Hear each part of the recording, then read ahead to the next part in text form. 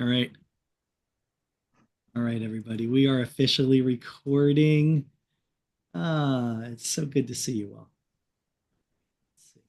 Hey, Mike, what's your plan for today? I don't have a plan for today. I told you what the plan was. It's a check-in on ATIA. I'm just going to sit quietly and listen to what everybody else says. I have no plan. So Shocking. everybody, welcome. It's good to see you back. It's good to have the town hall back. Alyssa's not all that far off, that it just takes one to realize that, well, maybe we should do this once in a while. I'm all for doing this once in a while if other people want to do it. Yeah. You know what I think? What there was a point that every Monday got to be too much for people. Yeah. And so, we saw it started to get smaller and smaller. And then it became less about being fun conversation, more it almost felt like a job. I don't want this to feel like a job. Ew, I have a job. Yeah. I don't want this to feel like a job too. I want this to feel fun. But maybe we explore this idea of having this come back in some kind of format. This is wonderful. All right. Love it. Maybe a once a month. Look, I'm writing on my thing, my piece of paper. Put it on the grid, Murata. I got the grids on the wall, so I'd have to pull something Okay. else off of it. All right, one time a month. We'll think about that. This time could work for people. One time a month. Yes. Yes. Faces. This is great. A Karen, little later. no, Karen. Everybody said yes to this. What All are you right. doing? No, well, that's what becomes tricky at times. Is how does this fit into our day? I wonder if Karen, if we knew it was coming, it was only once a month, could we start to adjust around it? Sure. And by we, I mean you, because I'm just figuring out how to do it. But yeah, I get your point, though. It gets to be tricky, right? Right. I'm just wondering if 12 works for everyone, great. But I'm wondering about one to two There's instead. always one. There's always one person. There's always one. So, all right, it's always me. We'll All think right. about that as we go. Okay. So everybody, this is our ATIA roundup. Like I said to Alyssa and everybody else, there's no plan. Talk about it. Did you go? Did What you were the best enjoy? parts? What did you learn? What was the best? What are the What? takeaways? Yeah, have at it. Here we all I'm sit. gonna pull up my Mike. This is Jesse. I'm gonna pull up my email that I sent you because Perfect. yeah, and then I'll Everyone, that's Jesse. Jesse is our new AT person in our department there. Everybody wave to Jesse. There it is, Jesse. Congrats. You've been welcomed.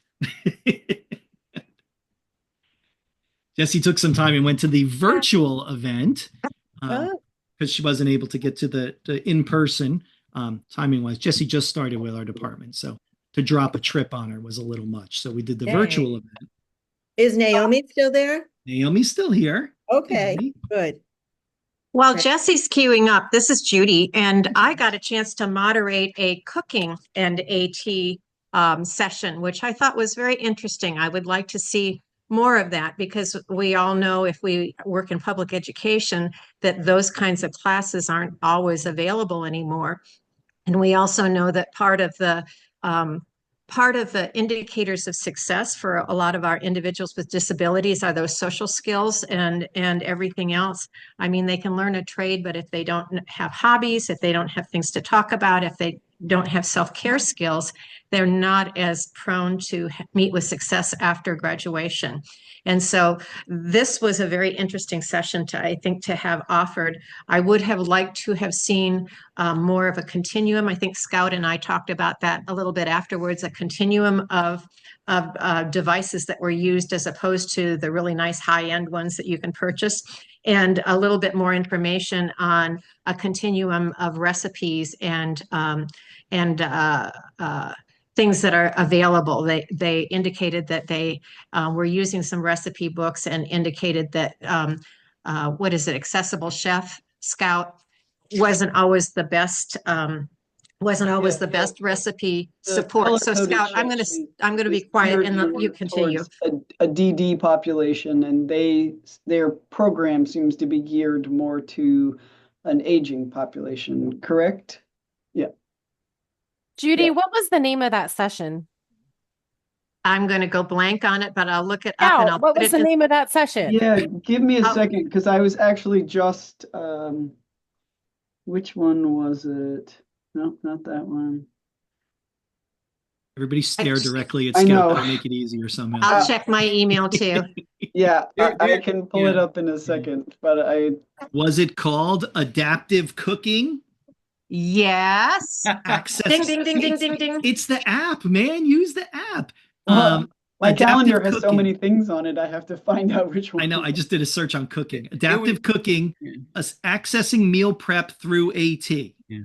And it was co-taught by or presented by an occupational therapist and a professional chef. Yeah, look at this. So nice partnership. Yeah. There was some AT equipment for eating that was in the exhibit hall, and also there was a smart, I'll say a smart oven that was also highlighted. Did you see that? That was kind of interesting as well. That I thought could be a good aid for individuals that want to do cooking on their own. But it was kind of an interesting device. Very, very expensive. I saw it at Closing the Gap Yeah. as well. Yeah. But it certainly has possibilities. Yeah. Mhm. Don't you think at some point, Judy, those are the kind of examples of something that's very expensive now? Give it another 6 months or a year, and those things will become less expensive. Yeah. Amazon's going to build something with an Alexa front end or back end to it. Yes, It's where like- it can do some of that Right, just functionality, like, right? cook my macaroni and cheese, and it just goes off and has Exactly. sensors and stuff like that. Yeah, I Yeah. agree.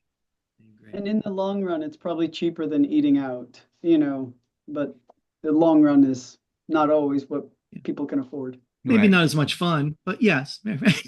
But yeah, I agree. Right? It's the balance of And I'm glad Again, you if that's- mentioned. Yeah, sorry, Judy, go ahead.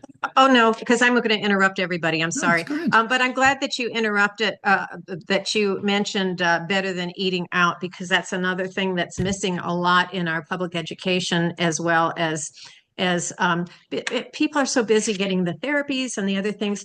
Good nutrition, because eating out, there's so many additives and things like that, and the expense of eating out, and the tendency for individuals who are challenged by cooking to get the high fat, low protein or low vitamin content macaroni and cheese or Big Macs and things like that. So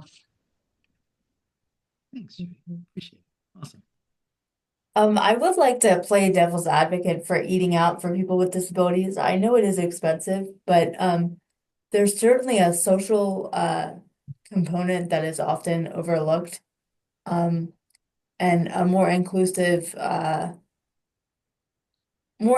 opportunities for people to really engage with other people outside of their little hubs and like insular networks. So yes, it is very expensive, and we all should avoid wasting tons of money eating out all the time. But there is a slight positive outlook on eating out, especially if you're disabled. And also you're educating other people without even trying, right? You're moving about and taking up space in the world. And letting people know that, you're here as well. So I think that's an excellent point.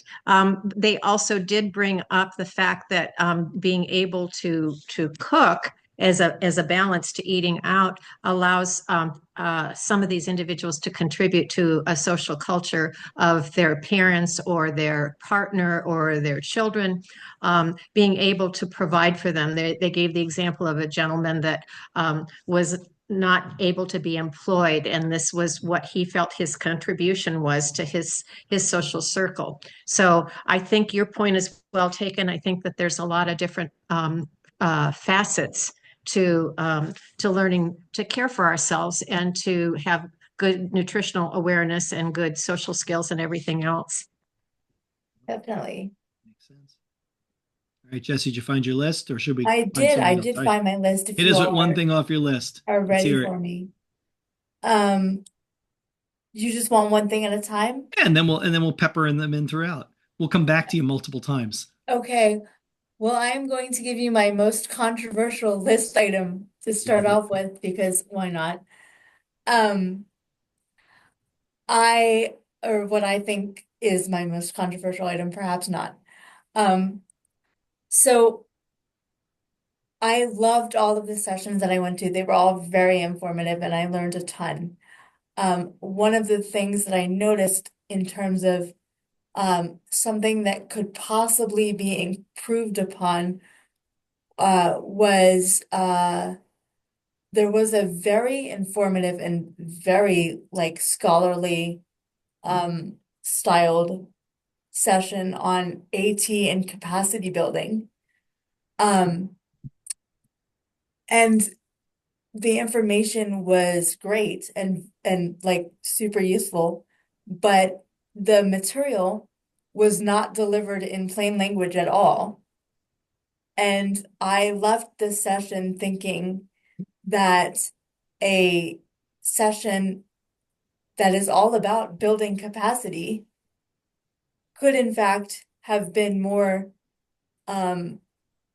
inclusive of, you know, different capacity levels and different ability levels. So I wrote that perhaps I'm just looking down my bullets here.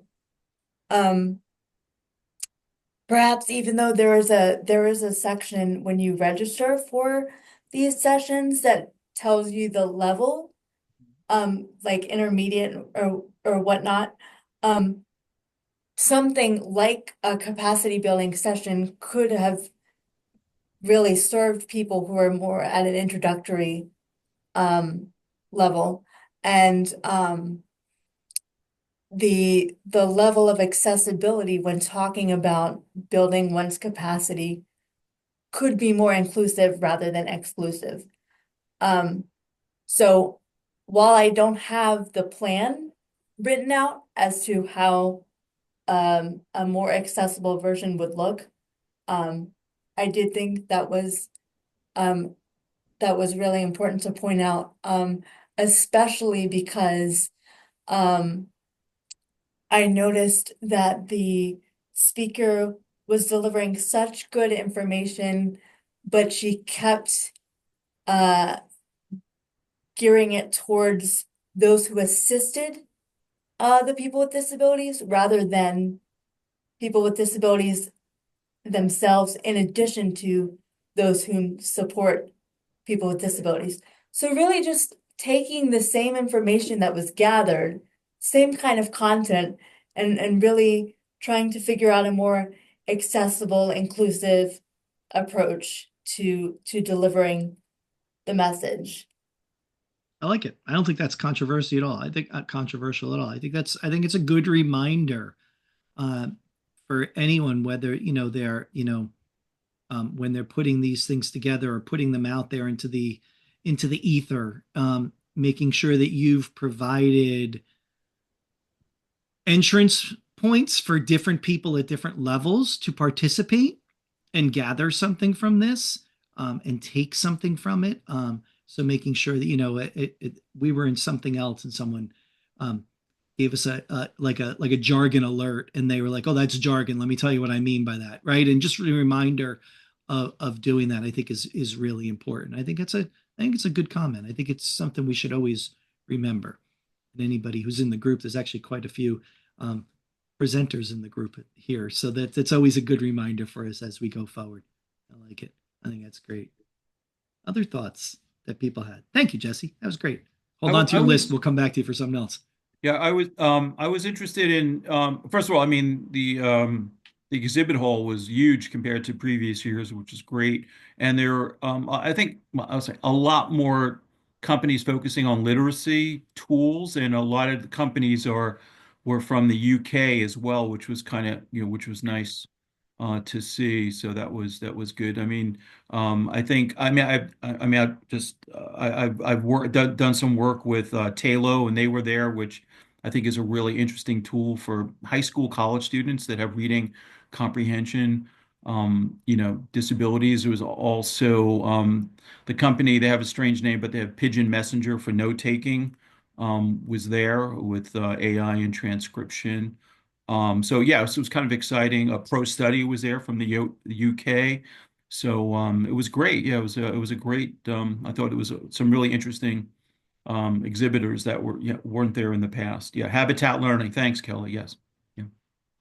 Nice. It's nice when you see some of these new organizations and companies that you haven't seen in the past, and you start to layer that into the pieces that we've seen already and how they fit into the Yeah. kind of And it, ecosystem, right? Yeah, and it's kind of interesting because I mean, I guess it's the way, AT is funded in the UK. It's top down, especially in post-secondary, and so they have the money to do R&D. So a lot of, there's a lot of really interesting apps and applications that I've been playing around with from the UK that are, I think, fantastic tools for students with literacy challenges. Yeah, I agree. and inspiration was there too. That's right, from the UK. Inspiration. We You say know, an oldie but Brian, a goodie. Yeah. Go ahead, Karen. Brian, that makes me think of who wasn't there. Some of these small companies that that fill a niche, Mhm. like Kiwi Wright, which is a real, it's Yeah. developed by a mom Yeah. whose daughter was dysgraphic. Hmm. And, it's a great product that many of us need to know about because it does fill a gap. And then Yep. also AI Learners, which was Mhm. also developed by a family member for her sister who has Rett syndrome. Okay. So we can't overlook some of those who weren't, Yeah. you just triggered it when And also, Right. arithmetite was there, and that was developed by a mom who's a doctor, also for math. Yep. yeah. Yeah. So These things what are are- important to make those connections of things that weren't there, these I conversations. think Kiwi Wright was there in the past. I think she was there yeah, last year. Yeah. both of them were there in the past, Yeah. which is where we get introduced to some of these smaller Yeah. companies Mm, Yeah. who, have features that are really needed by the student Absolutely. Yeah. work. makes sense. And I think some of those folks were at Closing the Gap this fall, but not at Okay. ATIA. So Mm. maybe it's just how they're choosing to allocate their time and expenses in terms of Right. Yeah. It does get expensive for these smaller Sure. companies. It does. Yeah, Yeah. makes sense. Good point.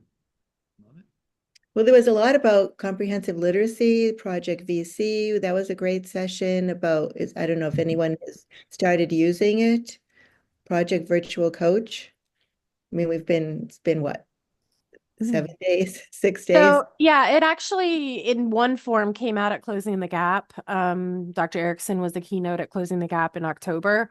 And so I have used a fair bit of their stuff interwoven into some other things that I've done. But I think if you're doing work in that area, some of their needs assessments are incredibly powerful to pinpoint areas where either you might be the one going in and doing support and coaching for educators or for educators themselves to go, oh, where do I want to focus and what should I learn more on? And they do have almost all of the areas of comprehensive literacy available in podcast form too, on that Project VC website, which I'll drop in a second. And it's been really nice to be able to refer people to the podcast to be like, hey, I'm going to come in and we're going to talk about a certain thing, but here's a little primer. And it's not like a 30-minute podcast. It's a very short bite podcast that will kind of jumpstart what people should know or we think they should know as a like background knowledge builder.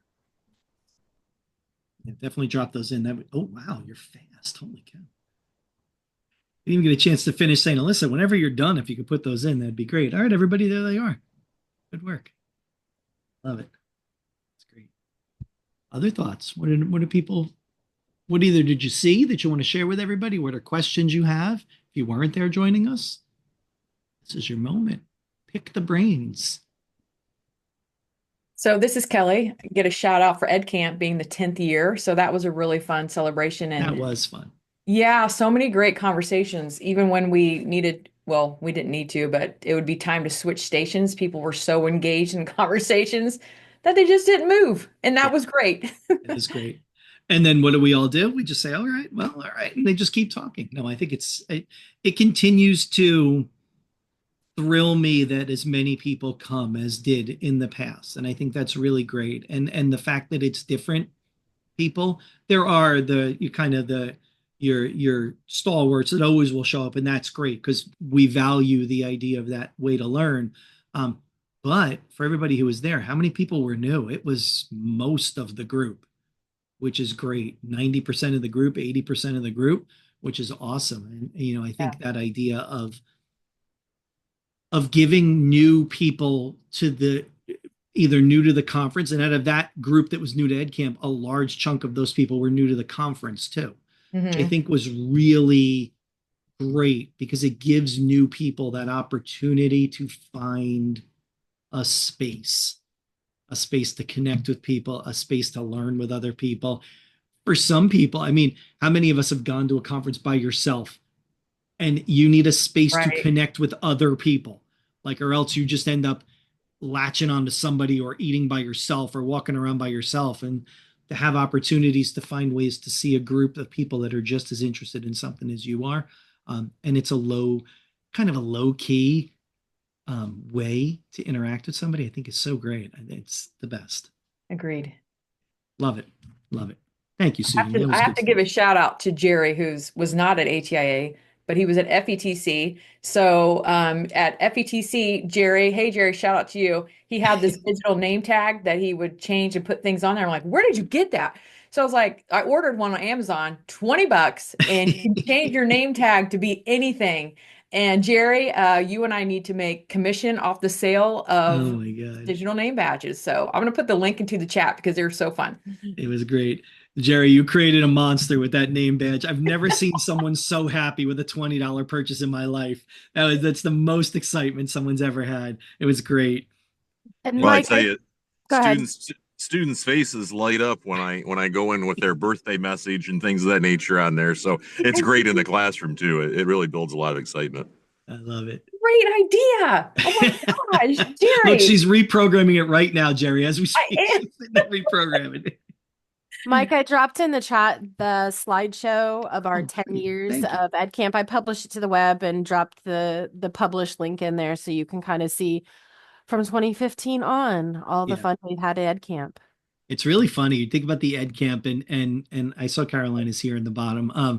In 2015, Caroline was kind enough to give us a space after the conference on a Saturday afternoon, because we had this idea of something we wanted to do, to just have conversations. And Caroline, it said, "Sure, after the conference, we'll leave one room and we won't break it down, and you can stay in there and just chat as long as you want to in the afternoon." And it was small. It was probably 25 or 30 of us, but man, it was really great. And it has grown as we've continued to grow. And that's been really exciting to see how it's changed over the years and how people have taken that and take it back to where they're from and say, well, this is something I could do back at my place, or I should do this as a way to run professional development, or this is just a great opportunity to have all the voices heard. And it's always I love it. I think it's great. Yeah, it's so important to have those conversations because especially with other colleagues in other parts of the country and the world to see how people are handling same issues. And if, we get ideas, it's great for networking, getting ideas. Yeah. And Caroline, great to see you. Thanks. Aren't you like done? You're done. It was my last ATIA, but I'm not done with ATIA as an organization just yet. Oh, okay. Caroline, thank you for everything. It was wonderful as Yes, always. yeah. And good luck as you go forward. And supporting everything we've done, like the AT SmackDown is always great.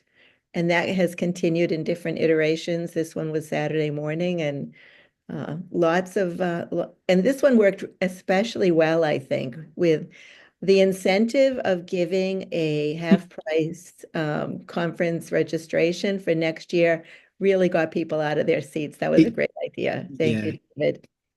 it really did. It's one of those things, and it's so funny. And I said to the group at the table when we were getting ourselves ready, in fact, Karen was there, Alyssa was there, Brian was there. And I say to the group every year, I go, I don't really like the idea of an Ed Camp, but I mean of an App Smackdown, but I like the App Smackdown. But I Yeah. don't like the idea of it because I don't want people to just collect tools without having any kind of context. And so I Yeah. constantly feel this desire to soapbox it and just remind people these are things, you're seeing a bunch of things. You might not need all of them. And I think, and that's the way I rationalize it to myself. And I do feel a lot better after that, because I think that's really important, because I've been to those sessions where someone walks away and they frantically scribbled down or typed the names of 50 things and they think that they're going to be better for it. And just because you wrote down the name of 50 things doesn't mean you're going to be better. You might only need one. That might Start with one. start with one. Exactly. I think that's a really good point. Mhm. Kathy says a very New Jersey centric question in the chat. Will there be a New Jersey Ed Camp this year? In the past, we've done kind of our Ed Camp Access New Jersey, and I have to admit we've stopped that for a few years. Maybe it makes a comeback. I don't know. I think it's interesting. I don't know how many of us have attended an Ed Camp in our local community lately. Oh, lately. Lately, No. yeah, it's a little smaller. Janet and I were at the Ed Camp New Jersey. It was 2 years ago now. It was pretty tiny, and that was one in its heyday. There was like 600 people there in its heyday, and it was huge. And I mean, this was a very small, intimate conversation with like what could have been there, Janet? 70 people maybe. Yeah, it was not 100 people. It was small. And a lot were students.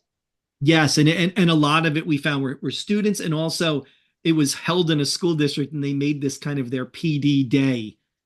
So it was their PD, so it was very focused to things they needed to talk about, which didn't really jive with the whole ed campiness of it at times.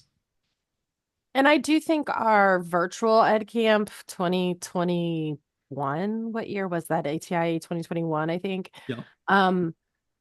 Served an interesting purpose that I'm wondering if there's a space for, as we think about what town halls could look like, if there's an element of that structure that would work well within a virtual setting. I feel like it worked semi well that year. We kind of had to do it that way. Yeah, right. It was out of necessity that year, but with that said, it was um a great space to have conversations, and isn't that really a nice aspect of the virtual breakout room? That's a really great delivery platform for that. Just have people. Well, and I think especially if you're in a space where there isn't a ed camp or there isn't an AT community around where you are, offering that in some context. I did put the spreadsheet that we updated with the chat stuff from our virtual participants for App Smackdown in the chat. And then I did notice that Judy talked about how amazing Maker Day was, and that's another thing that I know ATIA has been very, very supportive of, and in the past and in the present. So Judy, it went well. Everybody stared at us. She turns her I mic muted on. myself because I tend to offering you to unmute yourself. And we were just going to stare at you until you unmuted yourself. I was trying to type into the chat that I think a virtual ed camp and a virtual app Smackdown would be a great offering for the virtual registration, because any of us that have moderated sessions. Kelly's putting hearts up all over. Thank you, Kelly. Any one of us that have moderated sessions know how much chatting goes on during those sessions, because you do have the license to communicate with other people. And the one that I moderated, there were people from Canada, there were people from England, there were people from all over, and they were really busy sharing ideas. And just imagine what an ed camp or an app Smackdown would offer if you had that virtual audience contributing. So the App Smackdown it is one of the virtual ones. And the only reason I know that is because we were balancing the virtual participants and the chat participants. Yeah. So what I dropped in the chat was ATIA sent me the chat transcript so that I could go back and fill in the things that we missed, because it was a balancing act. But I think it worked really well as a virtual session. I'm not sure what the ratings, I mean, I haven't looked at them for the virtual participants are, but I think that's an event like that could work well in a virtual context, being just 100% virtual too. I'm writing your to-do list, Mike. You Excellent. see me I'm writing little notes too, but and I wanted to say that same thing. I think, Judy, I love your idea, and the app Smackdown is a great example of a space where the virtual participants can be almost at an equal footing as the people in the room. Their ideas, they can't show anything on the screen. So that's the one part that they can't do, like the people in the room. But the ability to go back and forth, and that's what we ended up doing, is it's like show something live, talk about a virtual one while we hook the next person up live. And it what it did was give us an opportunity to see more things, hear from more people, and not have dead space while we're plugging stuff in. And I think that made it really exciting. And we have David Baines as our facilitator for the next year. And again, he is this booming, fantastic voice, and it comes out of the air, and it's amazing. So it's great. And I think that these speak to all the virtual opportunities that we have during this next year, because like Jerry said, some people can't even leave the state. Well, he said he can only leave the state once a year, but some people can't leave at all. And so do we have a responsibility to those who can't participate in something like this to then create some sort of free opportunity that allows them to stay on top of our profession as well, and really, support our colleagues who are working in remote settings, or, are the one and only AT specialist. And I Exactly. think the fact that, how many people do you have? You have 46 people here, Mike. That's We have 46 people here. Exactly. It's awesome. But thinking about what Judy said, I also moderate one of the sessions too. And it is great. The conversation in that room is awesome. And there is something very satisfying about being given full permission to butt into the presentation at any point, because you have that microphone in front of him, so you're allowed to. But having them be part of the discussion, I think that is a really valuable thing, is that you're not just an afterthought. And so Caroline and the ATIA group, I commend you for this, because there could be a very easy way for the virtual participants to feel like an afterthought. And they don't, because they are heard and they do get a chance to talk to each other, and we can talk to them. I find that session very nerve-wracking to do. I don't know, Judy, if you feel the same way. I feel a lot of pressure of being that person who has to be the one in between them and the group. I feel like I sweat just a little bit as I'm sitting there. I'm just starting to freak out a little, but I do like it though, because I like giving them that opportunity to ask questions, give resources, be part of the discussion. As a participant who sat in that, I think like everything that you're saying is totally true, Mike. Like Yeah. all those little breaks that you guys had plugging in the iPads, and like that was a great filler for us to kind of be hearing what was going on online Yeah. too. Because yeah, I mean, those people online are sitting there talking and chatting with each other the whole time, and we don't get to see it. So it's nice to see what they're doing as well in that conversation. Yeah, I agree. I wonder, Alyssa, and thanks, Michelle. I agree 100%. I wonder, Alyssa, is there a way to take the chat and embed it into the spreadsheet somehow to see what the conversation was? So when I was sent it, the request was not to do that, since Yeah. participants' names were there. I Certainly agree. I would debate that. depersonalize it. Yeah. I could depersonalize it and take the students, the participants' names out Yeah. and share it on a separate tab, because I think there were good, like, because I inputted everything that was like a resource or a sharing, but there was lots of good conversation about the sharing back and forth that certainly I think if ATIA staff are okay with, I would be happy to depersonalize, de-identify it and include it in the spreadsheet somewhere. I think that's it, because I think that goes to what Michelle's talking about, this idea of that back and forth, and them kind of think about how the rest of us participate in a Zoom, and we're constantly chatting back and forth. And then there tends to be a ton of info in that chat. Yeah, the only other option would be if we were in a space next year or that A was bigger, but B had two screens. Yeah. That one screen could have the chat up on it so that people can see it happening live.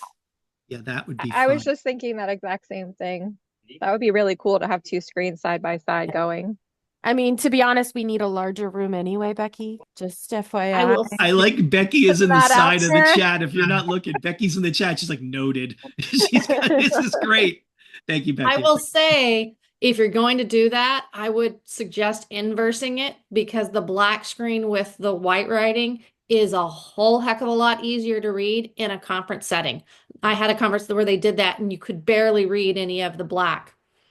Okay, that is a good feature too. As Love it. as it happens, we have that accessibility feature that we could make that happen. We happen to know those accessibility features. Love it. Thank you, Tiffany. That's a great point. But I think those are the and ultimately all of these conversations about something like that app smackdown, what are we trying to do? We're trying to facilitate a community. That's a community.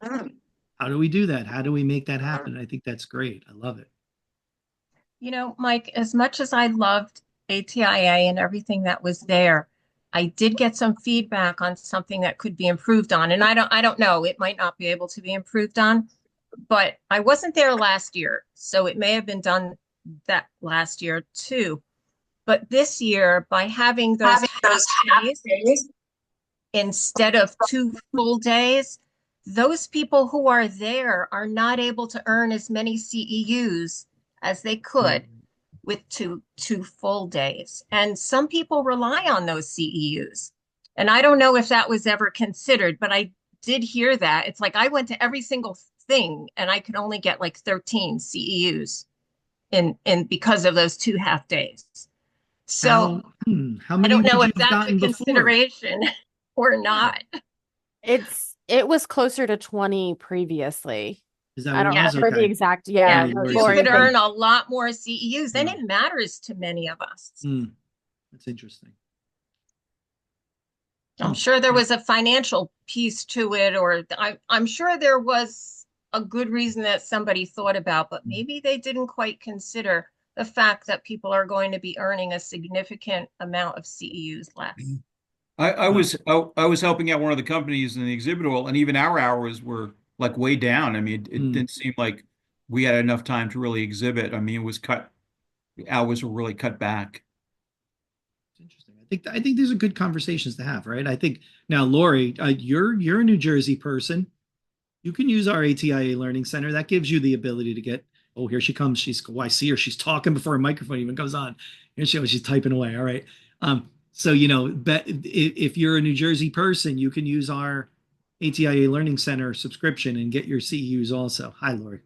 I do. I use New Jersey. It's just I've run out of things to take in New Jersey and I'm just Pennsylvania. trying to throw options. And if you're not in New Jersey, check with your state partner because Florida has that similar option as a subscription. So eventually, some of these things that are included in the virtual sessions for this year's ATIA will be up in the Learning Center and be an option to do that. But Mike, did you see in the chat that Becky said there's actually only one less hour of CEUs than past years if you include pre-cons?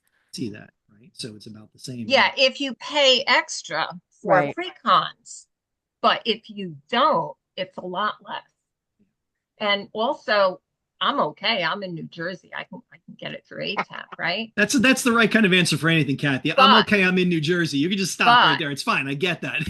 But ASHA credits are from the entire United States. Not everybody has has what we have or access to what we have. So I mean that really, I would think, would be worth a conversation with the powers that be. I think it's interesting. So Kathy, in response to that, I hear what you're saying. The powers that be are also here with us today, and Becky is pointing out that there were 13 sessions in the past, and there were 12 this year. Well, Becky came on camera. Here she comes. She's flying in. She's coming in hot. Hi, Becky. Hello. Yes, I just wanted to clarify. It actually is very similar. It's just shifted. But I think depending on... I'm going to argue you that because I went to every single session that was available within the time frame of Thursday, Friday, and Saturday, and I was only able to earn, with going to poster sessions, 13 hours. Whereas in the past, I could earn 17 to 18 with 2 full days and a half a day. So I'm going to argue you that it's not similar. It's not the same. That's why I was asking, because I think prior when we were still at the Carib. Yeah, that was the last time I went. Right. We were in the 17-18 range. This year, again, without pre-con, you're 12. At 13. 12:30. Well, Yeah, because we 12. lost all of Thursday morning, essentially, is what it is. I mean, Yeah. the sessions didn't start until 1 o'clock, whereas in the past, on Thursday, they started at 8:30. So I mean, I actually did talk to David about that, and David Dichter, and he said, we have input either way, because either you're coming in on Wednesday night, for those of us who were going to stay over Wednesday night, to do that when you don't have the exhibit hall open anymore on that Wednesday night when it used to open early. And then you don't have any sessions until 1. It's kind of hard if you have an agency or a school paying for you to travel and there's nothing going on until 1 o'clock. You lose all those session hours in Thursday morning, and then you also lose the ability to justify why you need to be there on Wednesday night. Exactly. The other thing that's starting to concern me is the prices just keeps creeping up and up and up, and the pre-conference sessions are just as expensive as the actual. So it's kind of hard to justify that too. Yeah, I mean, we paid a lot more for the Mhm. conference itself, but Yeah. earned a lot fewer CEUs. Mm-hmm. Okay. I don't know what else to say except okay.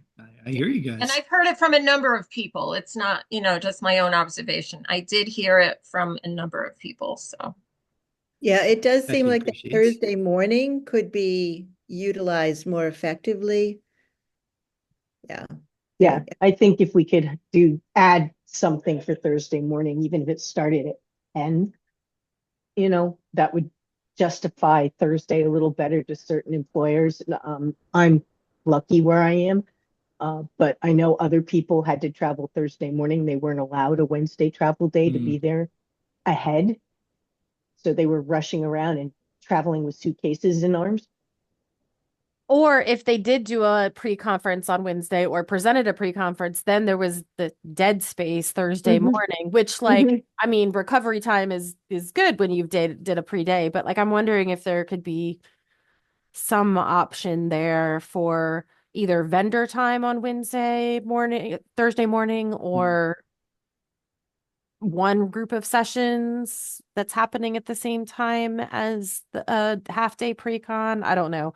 Something that would help justify the travel thing. the A day. pre-ed camp and then a later ed camp. Yeah. Oh, yeah, I like the idea for We but did you still got people traveling in though. Yeah, Scout, you laugh, but I mean, last year when we moved to the Marriott, we did have conversations with the ATIA group about where to place Ed Camp, and that was one of the things. And then we thought, okay, well, if the entire idea of Ed Camp is to be the reflective experience of attentive professional development, doing it before anybody has anything to reflect on doesn't make sense. Yeah, I've always thought that the Ed Camp feels like a wrap-up thing. It's like if I could boil the Ed Camp down to like a phrase or a sentence, my thought would always be to people, okay, what now? You were here, you did a bunch of stuff. What now? How do you make this work for you as you go forward? So I think the Ed Camp continues to make sense to me as kind of a closer to the tail end of the week thing. I agree, but there's something similar about the coming together and talking about issues that could be even if it's not organized by ATIA, that could be an option. Almost like affinity groups or something. Yeah, I get that, Scout. That makes sense. I do like that. I do, and I have to tell you, being part of the AT boot camp for people that are new to the conference, when they come to the boot camp as a pre-con, we factor that into the conversation. It's like, okay, you're new, you're learning about a bunch of stuff. How are you gonna funnel that into something productive for the next 2 days? What does that look like for you? How do we help you do that as you go forward? So I do think there is some value to that too, what you're saying, Scout. I agree. Yeah, we did it as a part of our pre-con too, to talk about, okay, now that we've identified our concerns or issues related to the content we did, let's talk about where are some sessions that might be appropriate. Exactly. Where do you go, right? Like, how do you find your way through the rest of the day? And it's almost like that is the missing link of somebody who's never been to ATIA before or is new to the field. Maybe they've been to online last year, whatever, walking into ATIA and trying to kind of think about how do I know even where to go and how to allocate my time? Well, it really should be based in like, do you have a specific focus that you really need some answers about or curiosities about an area? And then having somebody who's knowledgeable enough about the slate of things that are being offered to play the match game. Yeah. Yeah. I think you're right. I think there is that ability to do that. I thought about it, and I don't want to make more work for myself. I'm about to say it anyway. I thought it was really cool. The people with the puzzle signs, the people with the blue signs that were there. And God, Judy, you can yell at me later and email me as you go. Wouldn't it be cool if the strand advisors had to have some kind of, Becky, don't write this down. Some kind of moment where they have to be that person for like you're like someone comes to you and they say, I don't even know where to start. I And like the strand, idea. I like the idea. We had one year, I think it was one of the first years I was a strand advisor, when we had that really big room where the yes, ATIA staff, and we yes, had to Judy, stand under a exactly. sign. Unfortunately, it probably wasn't as well attended as Yeah. maybe they'd hoped. But the other option would be to have a different social situation on the first night of arrival, where there would be key points around the hotel, maybe one in Magnolia and one in that, not necessarily even using a room, but a location, so they get to know the layout of the hotel at the same time, and just meet for an hour and share. Oh yeah, I'm in this strand and I'm interested in these sessions. I think that could be a good pre-conference activity. Yeah. I think that is interesting. And I do, when you said that, Judy, I do remember that room, and we would kind of, yeah. And that was the whole idea, is people could come in and just kind of chat with us. And I think there Right. was some real value to that. I think there is, because I do think there is a moment where, if you're new to the conference, we've all seen someone new to the conference who is having a moment, right? Like a moment of, I don't even know what to do right this second. And so knowing that there was a spot you could go, and I think the puzzle people were good at that. I think they were great. I talked to a couple. They were great. They were really Oh, that good. one guy was the one guy at the No puzzle beginning of the pieces. hall. Oh my goodness, he was amazing. He It was was very great. good. But I think those are interesting. What about if they moved up the poster sessions and had, one of the first poster sessions be a strand advisor session at the same time, where they would gather in the poster area and give people the opportunity to get some feedback about that particular section of or strand of ATIA.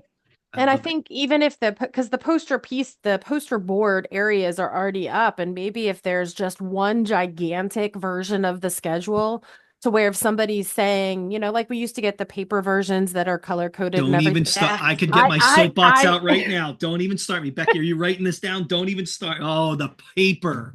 Because if we could have just a big version of that available in that central area, then if somebody's say if the strand advisors or whoever is voluntold by the strand advisors, because I see that coming, that they're there at that specific time for somebody to be like, oh, well, I'm really interested in this. Okay, well, come look at these sessions that are available in this.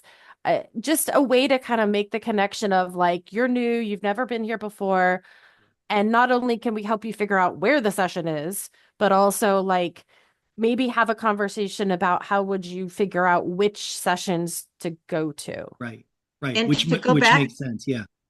And to go back to the color coding, I heard someone make the comment, why do all the speech and language sessions happen at the same time? And we know how careful we are about doing all that. And I think if there were a visual map of, okay, all the green ones are such and such, and all the blue ones are such and such, like it used to be, then you could kind of decide, but you could see that the layout is very, very balanced. We knock ourselves out making sure that there is a good balance between sessions so that everyone can attend something that they're interested in their particular strand.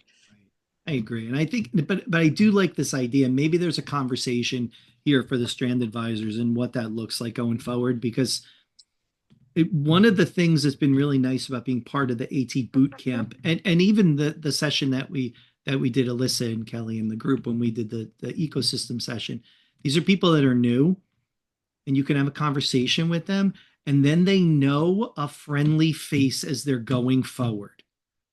Like I must have stopped the people from the boot camp this year a dozen times in the hallway. Saw people from the boot camp who I knew were brand new because almost everybody was. And I could just say, "Hey, how's it going? What'd you see so far? Is that what you were looking for? Where are you going now? What's your plan for the rest of the day?" And just kind of reminding them that there's somebody there that they could kind of run into potentially that might help point them in the right direction. And I think that becomes really important. So funny, all these community things. I see you guys writing it in the chat. All these community things we're talking about. Like, right, how do we facilitate that learning for people? The one thing I don't want to ever see at the conference is someone sitting because they don't even know what to do. So they just choose to sit, like, and just kind of, I don't know. I'm going to say regroup, but I've seen people and they don't look like they're regrouping. They look like they're having a minute because it's all too much at some point. They haven't built the callus up yet, like the rest of us. Like we know how to manage and move through this, but I think that's a skill that you get over time, right? I think it always is. Plus, you have a group that you can rely on, and you can see people you know, and you go forward, and you have that ability to chat with them. So, yeah, This is Kelly, and I like Michelle's comment in the chat about the posters, about if you have a visual impairment, just accessibility of trying to locate the posters, which is a great idea. I did run into someone who's a wheelchair user, and her and a couple of friends could not get in the vendor hall the first day because it was not accessible to them to get in, and she was devastated. She's like, "This is my favorite time at HIA to get in there," and she couldn't go in there all day because their wheelchairs could not navigate in there. So I'm wondering if the vendor hall could be opened 20 or 15 minutes prior or something to think about. So, and I offered like, "Oh, well, I can go in there and maybe we can like help you in there." And she's like, "But you shouldn't have to do that." And she was right. She wasn't wrong. So I'm just throwing that into space. Do you know what? Who was at FETC with me? Kelly, you were there. Nobody else was at FETC. What they did at FETC, really interesting. And so at the moment, I didn't think I liked it, but now that I've sat and reflected on it a little bit more, I think I kind of do like it. They took presenters who are kind of the bigger presenters at FETC, the ones that everybody kind of knows. You know where I'm going with this, Suding? Yes. Yeah. They took these people and they had them lead tours through the expo center to see this is the part I didn't like about it, their favorite boots. I didn't like that part because I felt like there was a gray area where my favorite is somebody who told me, come to our booth. That felt, I don't know, there was a shadiness to that. Maybe that's just me. But I like the idea of that. It was the proverbial flag up in the air, like, follow me, we're moving. And I think there's something interesting to that. I don't know that that's the right way to do it, but more and more I'm thinking, like, wouldn't that be kind of interesting for people that are new? And we keep talking about not having a group yet. Well, guess what? You kind of self-identified as not having a group, and look around, you all are a group now. I think there's something, I don't know, there's some value to that. It's interesting. I don't know. Oh, hey, Mike, I went on 2 of those at How were they, at Jerry? that conference, and I was exposed to vendors and equipment that I had never been exposed to before. And so had I just gone there and walked through the vendor hall like I normally do, I probably would have bypassed them again. Yeah. But for them to point them out and say, "Hey, have you seen this?" It was interesting. It was a good perspective. Yeah. And I appreciate that. Yep. Thank you, Jerry. And I forgot you were there. I'm sorry, Jerry. I apologize for squeezing you out there. I like that. Could you ask them questions, Jerry, about those different things? Oh yeah, yep. Now the person leading it, I mean, they only had 40 minutes to make it to 10 Right. booths, and so it was time limited. But yeah, you could, and a couple of them I went back to. After going through and getting an intro, I went back and spent some time talking to them. So yeah. Yeah, and I think you could have it set up for people interested in literacy, AAC, Right. mobility. I mean, access. I mean, you could kind of focus on, different folks that have expertise or have worked with certain companies that have some insight as to what they're doing. Yeah, that's what I mean. I think it's really interesting. And could you do something similar to that, during the poster session time or something like that, where if you're interested in a certain topic and you went to some sessions and you just want to process that with other people, could you have it? It's in essence mini ed camps popping up all over the place. Like, hey, you interested in this topic? We're going to talk in this by this poster. We're going to sit there and chat about it. What'd you see? What'd you think? How are you going to use this going forward? It could be interesting to. Oh, I just made So this is Jesse. Are you talking about like a reflection group yeah, for kind of. participants? Yeah, you said it much better than I did, Jesse. But yeah, that's what I'm saying. I think. Good job. Yeah, I think so. Do you think that would be valuable? I do, especially from having witnessed it only from the virtual standpoint as well. Um, I left the very first session that I went to going, well, dang, I wish I had somebody to talk to about this because that was really eye-opening and made me think about a lot of different things. So yes, I think reflection groups would be very helpful. Yeah, I think that's a good point, Jesse. You're right. And maybe it's like right in that moment, right? Like you finish that and you go, man, that's interesting. I always think of those moments where you like sit and stare up at the ceiling or like sitting thinking about it. Like, wouldn't it be nice to bounce that off someone else? I love it. I like the idea of it being strand centric kind of too, because if you learn something really cool that you didn't know about before, but you're in a group with people who are not really in your specialization, well, maybe they are just not as excited about that as you are, because if you're really excited about this new feature in AAC you found, but you're talking to everybody that has to do with mobility and seating, it kind of loses its fizzle. But it's almost like hey, let's share out, almost like what this session could be, a best practice or reflection of what you learned and what do you think other people could benefit from. Like right. I don't know how I missed it, but I didn't realize that Chrome had a reading mode, like an immersive reader, but for Chrome. And I was like, wait a minute, that's been out for how long? And how did I miss that? And it was like, did you know about that? And people were like, no, I didn't know about that. But, when you're sitting in a room with people who really couldn't care, it's kind of like, talking to your significant other about, AT when they're, interested in cars. I don't know. It's just, it loses the spark, Yeah, it loses something there, right, Janet? It's something disconnect there. But I think you're right. I think those are because isn't that what all of us that have a network do there, right? You find someone in the hall and you walk past and you're like, hey, I just saw this thing and this is what it was. Did you see this? Like, how could we use that? And so, yeah, it's trying to kind of find a way to offer that up for people. Oof, lots of ideas here. Becky, your fingers hurt from typing? Yeah, I'm glad you were here. And Caroline, I'm glad you were here too. If Caroline, lots of copying and pasting. Thank you guys. Yeah, I think it's so great. Helpful. I appreciate you both being here. And, we didn't offer this up for you guys to join us. I'm glad you did. I didn't want you to feel like this pressure of, I don't want to come. I don't want, but we're all part of the same community. It's great. It's great to hear you guys here and have your feedback. So I think it was wonderful. Everybody, I'm amazed at town hall every time. Look, it's 2 minutes to the top of the hour. We did it. We filled an hour with no plan. Love it. Moving forward, once a month. All right, let's explore the schedule. I'll talk to Naomi and we'll explore the schedule. We'll start dropping things in. And we'll do that and we'll plan for that.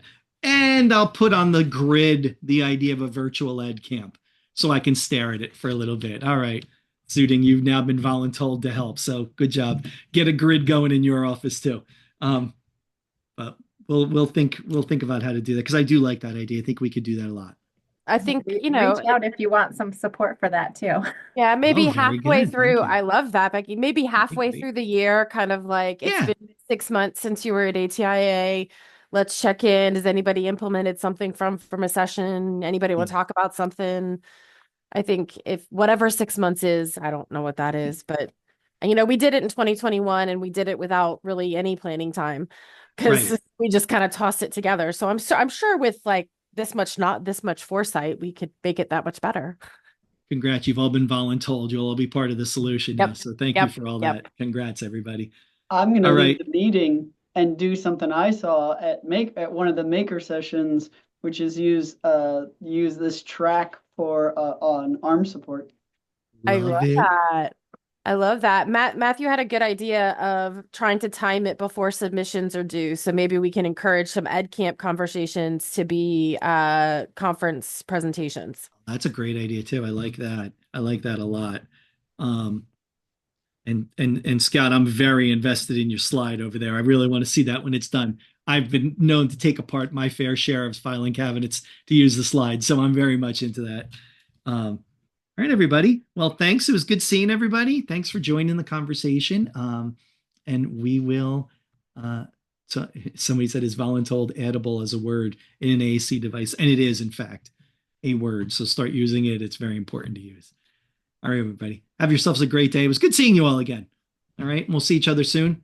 Have a great All right. week. Bye, everybody. Bye. Bye, everybody. See you.